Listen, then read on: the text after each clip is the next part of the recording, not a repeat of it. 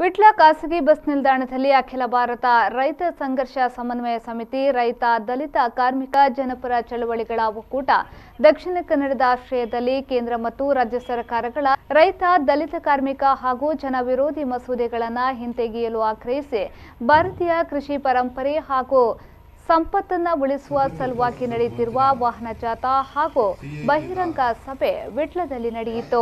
ಕರ್ನಾಟಕ ಪ್ರಾಂತ ರೈತ ಸಂಘ ರಾಜ್ಯ ಉಪಾಧ್ಯಕ್ಷ ಯಾದವ್ ಶೆಟ್ಟಿ ಅವರು ಮಾತನಾಡಿ, ರೈತರ ರಕ್ಷಣೆ ಮಾಡುವಂತಹ ಭೂ ಸುಧಾರಣೆ ಕಾಯ್ದೆಯನ್ನ ತಿದ್ದುಪಡಿ ಮಾಡಲಾಗ್ತಾ ಇದೆ.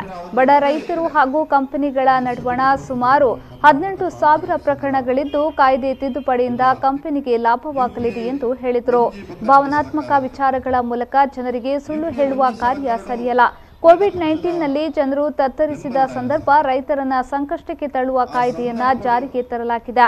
ವಿದ್ಯುತ್ ಕಾಯ್ದೆ ತಿದ್ದುಪಡಿಯ ಮೂಲಕ ರೈತರು ಕೃಷಿಗೆ ಬಳಸುವ ಉಚಿತ ಪಂಪ್ಸೆಟ್ಗೂ ದರ ವಿಧಿಸುವ ಕಾರ್ಯ ನಡೆಯಲಿದ್ದು, ಇದನ್ನ ವಿರೋಧಿಸಬೇಕಾ ಅಥವಾ ಬೆಂಬಲಿಸಬೇಕಾ ಎಂಬುದನ್ನು ಆಲೋಚಿಸಬೇಕು ಎಂದು ಹೇಳಿದರು. ಈ ತಿದ್ದುಪಡಿ section 79A, section 79B, section 79C ಪಂಪಿನ ಅವರಿಗೆ ಹೃದಯ ಎತ್ತಿದೆ.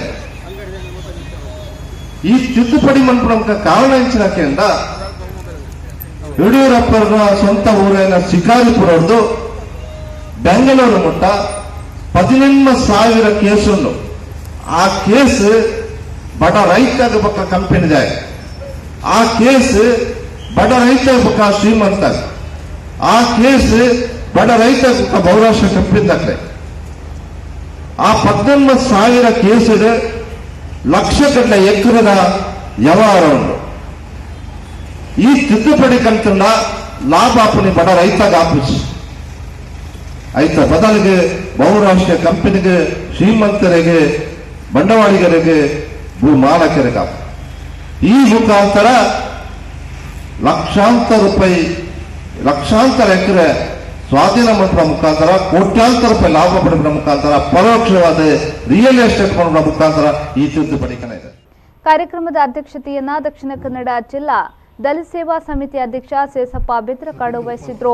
ಕರ್ನಾಟಕ ರಾಜ್ಯ ರೈತ ಸಂಘ ಹಾಗೂ ಹಸಿರು ಸೇನೆಯ ಜಿಲ್ಲಾಧ್ಯಕ್ಷ ಶ್ರೀಧರ್ ಶೆಟ್ಟಿ ಬೈಲಗುತ್ತು, ಕರ್ನಾಟಕ ರಾಜ್ಯ ರೈತ ಸಂಘ ಹಸಿರು ಸೇನೆಯ ರಾಜ್ಯ ಕಾರ್ಯದರ್ಶಿ ರವಿಕಿರಣ ಪುಣಚ್ಚ, ಕಾರ್ಮಿಕ ಮುಖಂಡ ರಾಮಣ್ಣ ವಿಟ್ಲ, ಕರ್ನಾಟಕ ಪ್ರಾಂತ ರೈತ ಸಂಘ ಜಿಲ್ಲಾಧ್ಯಕ್ಷ ಕೃಷ್ಣಪ್ಪ ಸಾಲ್ಯಾನ್, ಕೋಶಾಧಿಕಾರಿ ವಾಸುದೇವ ಉಚ್ಚಿಲ, ಸುದೇಶ್ ಭಂಡಾರಿ, ಹೇಮನಾಥ್ ಶೆಟ್ಟಿ ಮೊದಲಾದವರು ಭಾಗವಹಿಸಿದ್ರು.